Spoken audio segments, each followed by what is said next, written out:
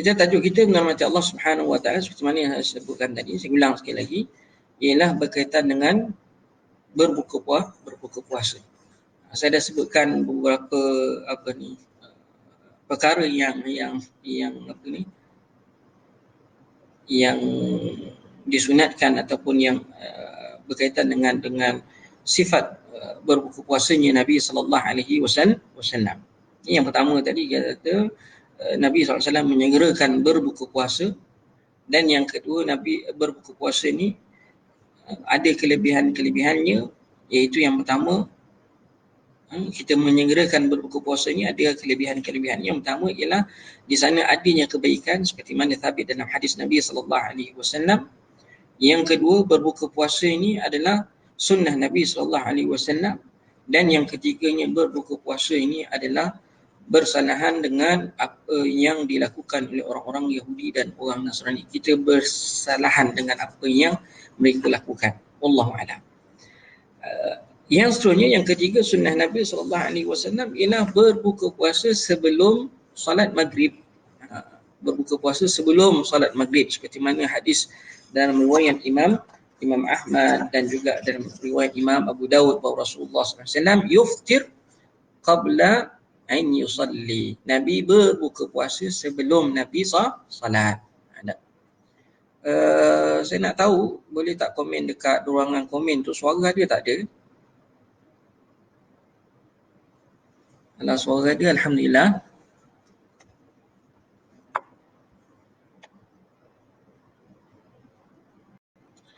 Okey, alhamdulillah ada. Jadi tuan-tuan yang dirahmati Allah Subhanahu Wa Taala, madza yuftir? Nabi SAW berbuka puasa dengan apa? Nabi SAW berbuka puasa dengan buah, dengan rutab. Seperti mana sabit dalam hadis Anas bin Malik radhiyallahu anhu bahawa Rasulullah SAW yuftiru ala rutabat. Nabi SAW berbuka puasa dengan rutab. Dengan rutab. Rutab ni tuan-tuan yang dirahmati Allah Subhanahu Wa Taala, ada, kita kata ada yang separuh masak, ada yang lembik yang dah masak lah, tapi dia tidaklah kering. Kalau tamar ni dia dah kering ni, tuan-tuan Allah, kalau tamar tu dah dianggap sebagai kering. Kalau rutab ni dia tidaklah kita kata kering, di antara nak masak dengan di antara muda dengan dah kering. Dia tengah-tengah lah. Dia jadi lembut lagi tu, tuan-tuan Allah, dan di fresh dia katakan, dia rasa dia macam fresh. Sekarang ni pun banyak rutab yang kita boleh dapati daripada kedai-kedai tamar dan sebagainya. Jadi menurut Allah Subhanahu Wa Taala, aulanya, afdalnya apabila kita nak berbuka puasa, kita makan ataupun kita cari rutab. Itu yang afdalnya lah, rutab menurut Allah. Kemudian selepas rutab, kalau tak ada rutab, fa in lam yakun rutabat fatamarat. Kalau tak ada rutab, bolehlah berbuka puasa dengan tamar. Tamar ni tamar yang kering lah. Kalau tamar pun tak ada, hasawatin min ma, kata Rasulullah SAW, ataupun seteguk air ataupun minum air pun dah okey dah, katakan. Jadi tuan-tuan yang dirahmati Allah Subhanahu Wa Taala, 3 peringkat tadi, iaitu rutab dahulu, kemudian kalau tak ada rutab, buah tamar. Kalau tak ada buah tamar, baru minum air. Ini afdal lah. Ini sunnah Nabi SAW. Kalau saya tak makan buah tamar, tak makan rutab, saya terus minum air ataupun saya makan nasi terus, apa hukumnya? Tidaklah kata perkara tersebut jatuh hukumnya haram ataupun sebagainya. Maka cuma kita bersalahan dengan yang lebih afdal. Khilaful aula. Khilaf dengan yang lebih afdal. Maka menurut Allah, kalau kita dapat mengamalkan sunnah Nabi SAW, maka di situlah datangnya kelebihan, keberkatan kita dalam berbuka puasa itu. Wallahu a'lam.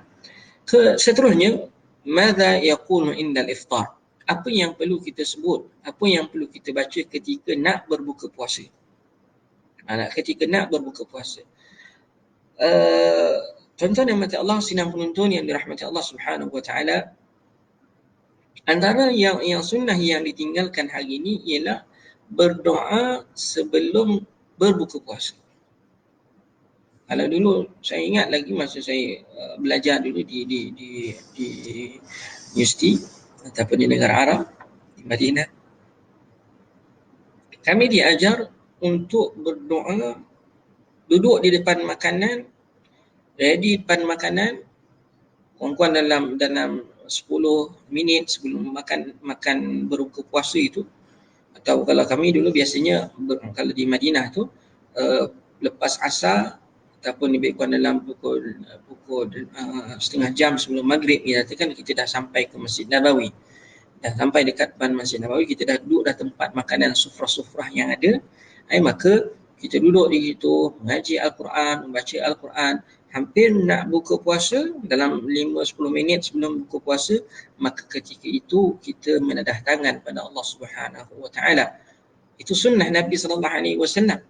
Bukan azan baru pergi ke tempat makanan, tidak.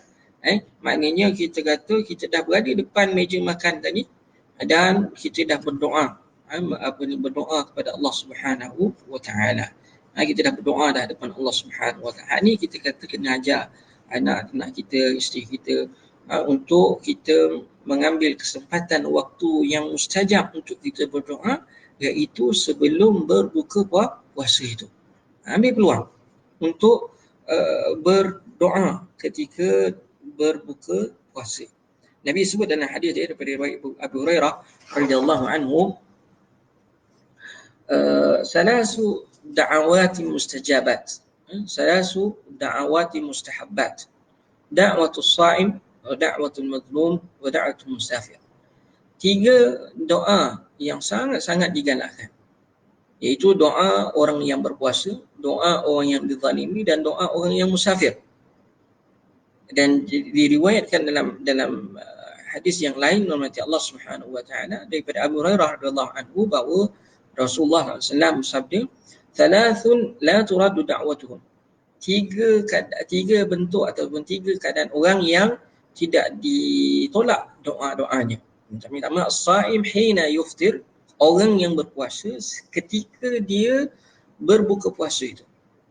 Mana sebab itu saya kata tadi sunnahnya Nabi SAW berdoa ketika nak berbuka puasa. Ambil peluang 10 minit sebelum ataupun 5-10 minit sebelum berbuka puasa itu, kita menadah tangan pada Allah Subhanahu wa taala untuk mintalah apa yang kita nak minta. Wal imamun, dan yang keduanya disebut dalam hadis ni, wal imamul adil wa da'watul mazlum, imam yang adil dan doa orang-orang yang dizalimi. Itu juga sabit dalam hadis yang lain, Abdullah bin Amr bin Al-As radhiyallahu anhu, qala Rasulullah sallallahu alaihi wasallam, inna lis-sha'im inda fitri la da'watun ma turad. Bahawa Rasulullah SAW bersabda, sesungguhnya untuk orang yang berpuasa ni doa yang tidak akan ditolak, la turad, iaitu ketika dia nak berbuka puasa, indal fitri, ketika dia nak berbuka puasa. Ambil peluang tuan-tuan yang mati Allah, rugi katakan waktu ini adalah waktu yang mustajab doanya. Kadang-kadang waktu inilah kita buat benda yang lain. Tapi sayanglah katakan kita berada pada bulan Ramadan selama 30 hari, kita tak ambil peluang mustajabnya doa. Wallahu a'lam. Kemudian mati Allah Subhanahu wa taala, afdal doa, yang sebaik-baiknya ketika kita nak makan buka puasa itu, tidak adalah doa yang khusus untuk kita nak berbuka puasa, tetapi sabit dalam hadis Nabi SAW, kita hanya sekadar baca bismillah. Untuk nak makan tu kita baca bismillah, masuk dalam mulut kita baca bismillah. Selepas makan dah masuk, kita dah telan, dah makan sebiji buah tamar tadi, dah makan, dah kita dah telan, kita boleh bacakan sunnah Nabi sallallahu alaihi wasallam, doa zikir Nabi sallallahu alaihi wasallam, dhahabat dham'u wabtallatil 'uruqu wa thabata al-ajr insyaallah. Itu doa Nabi, ataupun kita kata Nabi sebut ketika Nabi dah masukkan makanan dalam mulut. Katakan dah masuk dah makan dah. Dah makan, ataupun kalau kita ambil air dulu, kita minum dah airnya, dhahabadh dham'u wabtallatil 'uruq, maknanya hilang dah haus. urat-urat kemudian semua dah dibasahi, katakan wa thabatal ajr insya-Allah, moga-moga ada ganjaran dari Allah Subhanahu wa taala. Jadi kita doa gitu dalam bahasa Arabnya, dhahaba adh-dham'u, dhahaba adh-dham'u wabtalat al-'uruq wa thabata al-ajr insya-Allah. Saya ulang sekali lagi, dhahaba adh-dham'u wabtalat al-'uruq wa thabata al-ajr insya-Allah. Ini sunnah Nabi sallallahu alaihi wasallam. Ada. Jadi tapi doa yang saya katakan tadi itu yang lain daripada itu boleh dibaca sebelum nak berbuka puasa. Katakan bacalah doa apa yang kita nak minta, silakan. Kemudian Allah Subhanahu wa taala sifat puasa Nabi SAW ketika berbuka puasa ini salah satu yang perlu, dan hari ini alhamdulillah ramai orang mencontohi it'amus shaim, memberi makan kepada orang-orang yang berbuka puasa. Subhanallah, hari ini tuan-tuan yang mati Allah, katakan orang mulia melihat untuk memberi makan kepada orang berbuka puasa. Kadang-kadang dulu saya ingat lagi ada satu masjid mati Allah Subhanahu wa taala, bajet berbuka puasa sehari mencecah sampai 12 ke 13 ribu satu hari, tuan-tuan. Itu untuk berbuka puasa dengan sahur. Kalau kita kata 12 ke 13 ribu satu hari, maknanya kalau 30 hari, tuan-tuan, mencecah sampai 300 ke 400 ribu, tuan-tuan. Ada mencecah sampai 300 ribu lebih. Subhanallah, katakan orang daripada mana datangnya duit ini, tuan-tuan, macam daripada para jemaah. Jemaah orang yang kita kata sedar kelebihan memberi makan orang berbuka puasa. Kelebihan memberi makan orang berbuka puasa. Adapun hari ini, ketika ini, sekarang ini, mati Allah dalam keadaan PKP ni, katakan, ataupun PKPB, ada bersyarat, tidak juga menghalang untuk orang beri makan kepada orang yang berpuasa. Subhanallah, katakan. Hari ini masih lagi ada. Masih lagi dapat diteruskan, masih lagi dapat diamalkan sunnah Nabi sallallahu alaihi wasallam, iaitu memberi makan orang yang berbuka puasa. Nabi sallallahu alaihi wasallam sebut dalam satu hadis, man fattara sha'iman kana lahu mithlu ajri ghaira annahu la yunqis min ajri sha'im syai'a. Barang siapa yang beri makan orang berpuasa, maka dia dapat pahala sama macam orang yang berpuasa itu, dan tidak berkurang sikit pun pahala orang yang berpuasa itu. Jadi tuan-tuan mati Allah Subhanahu wa taala, maknanya kita kata orang itu beroleh pahala yang sangat banyak, tuan-tuan, untuk apabila kita memberi makan kepada orang yang berpuasa itu. Jadi tuan-tuan mati Allah Subhanahu wa taala, dan adabnya kita ni apabila dah diberinya makan, dah berinya minum untuk berbuka puasa, tuan-tuan mati Allah Subhanahu wa taala, selesai saja kita makan makanan tersebut, maka ayolah kita mengamalkan sunnah Nabi sallallahu alaihi wasallam seperti mana yang sabit dalam hadis Nabi sallallahu alaihi wasallam. Antara doa yang paling mudah untuk kita bacakan, Allahumma ighfir lahum warhamhum wa barik fi ma razaqtahum. Allahumma ighfir lahum warhamhum wa barik fi ma razaqtahum. Ya Allah, ya Tuhanku, ampunkanlah dosa orang yang bagi aku makan ni. Ampunkanlah mereka. Rahmatilah mereka dan berilah mereka keberkatan ke atas rezeki yang kau telah berikan kepada mereka. Itu doa yang paling baik untuk kita lakukan. Tak sama ada kita nak buat dalam bahasa Melayu ataupun dalam bahasa Arab. Maka dalam bahasa Arab lebih baik, kerana itu lafaz yang sabit dalam hadis Nabi sallallahu alaihi wasallam. Allahumma ighfir lahum warhamhum wa barik fima razaqtahum. Saya ulang sekali lagi untuk kita bacakan sama-sama dengan mati Allah. Apabila kita makan makanan yang orang bagi kepada kita, selesai kita makan ataupun kita dapat makanan tersebut dengan mati Allah, maksudnya kita makanlah ataupun kita dapat, Allahumma ighfir lahum warhamhum wa barik fima razaqtahum. Ya Allah, ampunilah dosa mereka dan rahmatilah mereka dan berkatilah atas apa yang engkau telah berikan rezeki kepada mereka. Allahumma arham, Allahumma ighfir lahum, Allahumma ighfir lahum warhamhum wa barik fima razaqtahum. Itu hadis dalam riwayat Muslim nama Allah daripada Abdullah ibn Busr. Ini kata Abdullah bin Busr. Maknanya sahabat dalam hadis Nabi SAW, apabila ada orang bagi makan untuk kita berbuka puasa, kita dapat makanan tersebut, kita makan ke atau lepas tu kemudian kita bacakan doa Allahumma ighfir lahum warhamhum wa barik fima razaqtahum. Ada lagi doa-doa yang lain, Allahumma at'im man at'amani wasqi man saqani. Itu pun juga boleh dibaca. Allahumma at'im man at'amani wasqi man saqani. Ya Allah, berilah makan kepada orang yang telah memberi makan kepada aku dan berilah minum kepada orang yang telah beri minum kepada aku. Kalau hafal yang ni boleh baca yang ni, kalau hafal yang tu boleh baca hafal yang tu. Wallahu a'lam. Selain daripada itu, macam Allah, bila orang bagi makan dekat kita, bahasa sebelum mana petang-petang lepas asar ke, kita katakan pukul 6 lebih kat pukul 7 ada orang bagi ustaz ataupun ni makanan dia, maka ucapkanlah jazakumullahu khairah, jazakumullahu khairah. Moga Allah Subhanahu wa taala beri ganjaran yang baik kepada kamu. Jazakumullahu khairah. Kena sebut jazakumullahu khairah tu kena, khairan tu kena sebut khairah. Kalau tak sebut dengan nama Allah Subhanahu wa taala di umum, Allah moga Allah bagi ganjaran. Ganjaran apa? Kita kena sebut ganjaran yang baik, katakan.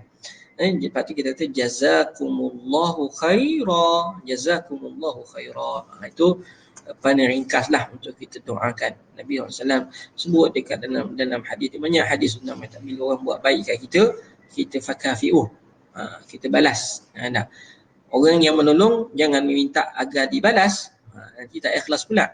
Tetapi nama Allah Subhanahu wa taala, adabnya kita apabila kita ditolong, dibantu, diberikan makanan ataupun sewaktu dengannya, maka sebaik-baiknya kita membalas. Fakafi'uhu, kata Rasulullah SAW, paling tidak pun tuan-tuan mati Allah kita sebut jazakumullahu khairah, jazakumullahu khairah. Mana kita kata selain daripada ucapkan terima kasih, kita sebut juga jazakumullahu khairah, seperti mana yang sabit dalam hadis-hadis Nabi SAW. Wallahu a'lam. Itu dia tuan-tuan yang dirahmati Allah Subhanahu wa taala. Kita kata sedikit berkaitan dengan sifat puasanya Nabi sallallahu alaihi wasallam. Sifat puasanya Nabi. Saya ulang sekali lagi. So yang pertama sekali tuan-tuan macam Allah kita dah sebut tadi, berbuka puasa ni sunatnya diawalkan. Seawal yang mungkin kita boleh. Maknanya kalau boleh kita kata azan Allah, sebut dia Allah tu, perkataan Allah tu, kita tahu dah dia sebutnya muazzin sebut Allah, kita dah masuk dah makanan mulut. Jangan tunggu lama-lama. Jangan kata nak kita kata sibuk-sibuk buat ni dah lagi belum siap makanan, belum buat lagi dah. Ambil buah tamar makan. Ambil buah tamar makan untuk basahkan tekak, nyatakan. Sambil baca zahabal dhamm wa tallatil uruq wa thabatal ajr insya-Allah. Dah makan, dah masuk dalam mulut, baru baca, katakan. Sebelum tu baca bismillah lah. Jangan lupa pula baca bismillah. Kalau nak cepat sangat nak makan, lupa pula baca bismillah, Ustaz. Katakan tak apa, kalau lupa tengah-tengah tu boleh baca bismillahi awwaluhu wa akhirahu. Bismillahi awwaluhu wa akhirahu.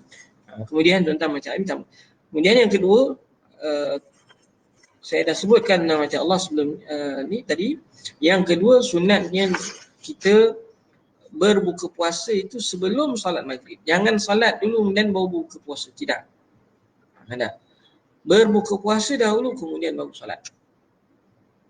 Jangan tergesa-gesa, jangan nak cepat-cepat nak pergi sembahyang maghrib, tak juga. Makan betul-betul. Makan betul-betul, jangan gelojoh sangat kemudian terus pergi makan. Kalau makanan tu dah dihidang, andai katalah kita ni buka puasa kat masjid, katakan buka puasa kat surau ataupun sebagainya, kat rumah, makanan dah hidang. Makan tak apa. Salah ke Ustaz kalau makan tu? Tak salah, makan je dulu. Tak salah makannya dulu. Tapi kalau makannya tadi kita kata kalau dia makan banyak yang mula-mula tu makan buah tamar, minum air, kemudian baru solat, lepas solat dia makan nasi, maka itu lebih baiklah supaya perut kita tidak terperanjat istilah katanya. Tapi kalau makan juga sebelum maghrib, makan nasi Ustaz, maghrib tak salah. Dia artikan bukanlah kata perbuatan itu jatuh hukumnya haram. Tak? Wallahu a'lam. Jadi berbuka puasa dahulu sebelum kita solat maghrib. Dan sunnahnya Nabi SAW, sifat Nabi SAW berbuka puasa tadi dengan buah rutab. Kalau tak ada rutab, maka dia ambil buah tamar. Kalau tak ada tamar, baginda sallallahu alaihi wasallam sebut dalam hadisnya minum air. Seteguk dua teguk macam Allah. Itu cara Nabi sallallahu alaihi wasallam berbuka puasa. Ada nak makan buah tamar ni Ustaz, makan sebiji ke, 2 biji ke, 3 biji, sebaik-baiknya ambil ganjil lah. Ambil ganjil 1, 3, 5, 7, ada 11 dia katakan, lebih tu pun tak ada masalah. Dan saya dah sebutkan tadi nama Allah Subhanahu Wa Taala, sunnahnya Nabi SAW, sifat Nabi SAW berbuka puasa, Nabi berdoa dahulu sebelum berbuka puasa. Nabi kita tak ada waktu yang ketika nak berbuka puasa itu, sunnahnya kita mengangkat tangan berdoa pada Allah Subhanahu Wa Taala, kerana waktu itu adalah waktu yang mustajab. Seperti mana thabit dalam hadis Nabi SAW yang saya telah bacakan tadi. Dan antara yang thabit dalam doa, yang thabit dalam hadis Nabi SAW ialah kita nak makan tadi, bacakan bismillah lepas dah masuk dan dah kita dah telan, kita pun ataupun tengah dalam mulut lagi dah hampir separuh kita telan, kita boleh baca dah doa yang thabit, zikir yang thabit dalam hadis Nabi SAW, dhahaba adh-dham'u wabtallatil uruq wa thabata al-ajr insya-Allah. Dan yang terakhirnya tuan-tuan, memberi makan kepada orang yang berbuka puasa. Itu sunnah Nabi SAW ketika berpuasanya bulan Ramadan. Dan apabila ada orang bagi makan kepada kita untuk berbuka puasa, maka kita sebutkan paling tidak pun jazakumullahu khaira, dan selepas kita makan makanan tersebut kita bacakan tuan-tuan, Allahumma ighfir lahum warhamhum, Allahumma ighfir lahum warhamhum wabarik ma razaqtahum wabarik fi ma razaqtahum, Allahumma ighfir lahum warhamhum wabarik fi ma razaqtahum. Ya Allah, ampunilah mereka dan rahmatilah mereka dan berkatilah apa yang kau telah rezekikan kepada mereka. Wallahu a'lam. Jadi setakat itu saja tuan-tuan mati Allah pada pagi ini, ringkas, minta maaf mati Allah setengah jam katakan, dan pagi besok insya-Allah kita jumpa sekali lagi untuk kita terangkan tajuk yang berikutnya. Kita akan masuk pagi besok, kita akan ambil tajuk berkaitan dengan saya tengok je mati Allah dalam kitab ni. Kita akan lihat membaca Allah Subhanahu Wa Taala berkaitan dengan malam Al-Qadar, Lailatul Qadar. InsyaAllah besok kita akan bincangkan, pagi besok kita akan bincangkan dengan Lailatul Qadar. Malam hari ni dah hari yang ke-16 tuan-tuan. Hari ni hari yang ke-16, malam ni malam yang ke-17, malam ni malam 17, mana besok 17, hari Isnin dah hari yang ke-18. Minggu depan kita dah masuk malam yang ke-20. Dan minggu satu lagi kita dah start untuk persiapan untuk menyambut hari raya. Dan minggu depan ni juga saya ingatkan pada tuan-tuan, sama-sama kita ingatkan pencarian malam Lailatul Qadar ataupun malam Al-Qadar.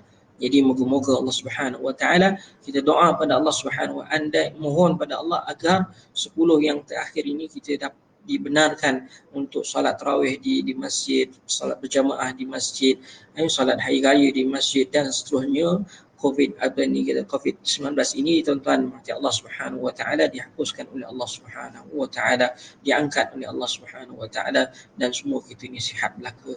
Amin amin ya rabbal alamin. Jadi setakat itu sahaja tuan-tuan mati Allah Subhanahu Wa Taala. Kita akhiri dengan bacaan tasbih kafarah. Subhanakallahumma bihamdika asyhadu an la ilaha illa anta wa astaghfiruka wa atubu ilaik. Assalamualaikum warahmatullahi wabarakatuh.